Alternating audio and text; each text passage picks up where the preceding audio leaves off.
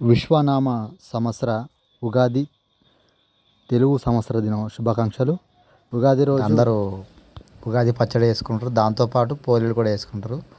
ఈ పోలీల కోసం బెల్లం, తర్వాత గోధుమ పిండి, అవి ఇట్లను శనగపిండి తయారు చేసే విధానం చూపిస్తున్నా.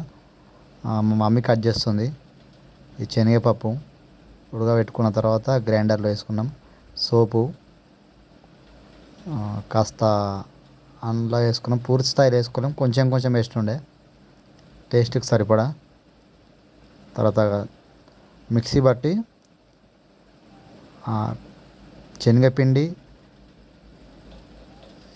శనగపప్పు శనగపిండి లాగా వేసుకొని మెత్తగా తగిన తర్వాత ఆ బెల్లం శనగపిండి రెండు మళ్ళీ ఒకసారి మిక్స్ చేసుకున్నాం. మొత్తం మిక్స్ చేసిన తర్వాత గోధుమ పిండి మెత్తగా విసుకున్న తర్వాత గోధుమ పిండిని కొంచెం బౌల్లో వేసుకొని అందులో ఆ రెండు మిశ్రమాన్ని కలిపి అవి రెండు చపాతీ లెక్క చేసుకున్నాం. మళ్ళీ చపాతీ చేసుకున్న తర్వాత ఆశీర్వాద్ అట్లా పూర్తి స్థాయిలో ఫోల్డింగ్ చేసి మళ్ళీ ఒక చపాతీ చేసాం. రెగ్యులర్గా తినే చపాతీలు ఒక 10-15 దాకా చేసిన ఉండే. అది సంగతి. మళ్ళీ అలా పూర్ణం పెట్టుకొని దాన్ని పూర్ణం అంటారు. మిశ్రమాన్ని పూర్తి స్థాయిలో కలిపి చపాతీ చేసుకున్న తర్వాత శనగపప్పు బెల్లాన్ని కలిపి దాన్ని మిశ్రమాన్ని పూర్ణం అంటారు.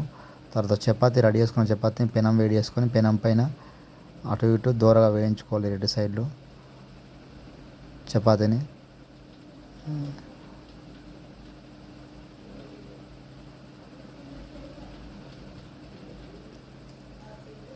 ఈ చపాతీని మళ్ళీ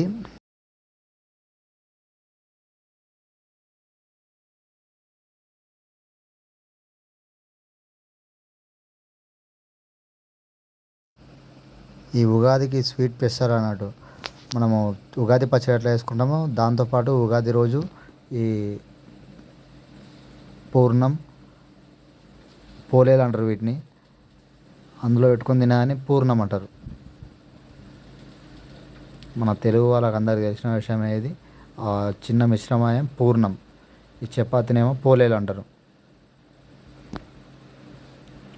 ఈ రెండు చివరి దశలో ఉన్నాయి. ఈ రెండు కలిపి తినడమే. ఇక వన్స్ అగైన్ అందరికీ happy Ugadi. Thank you for watching this video. Bye.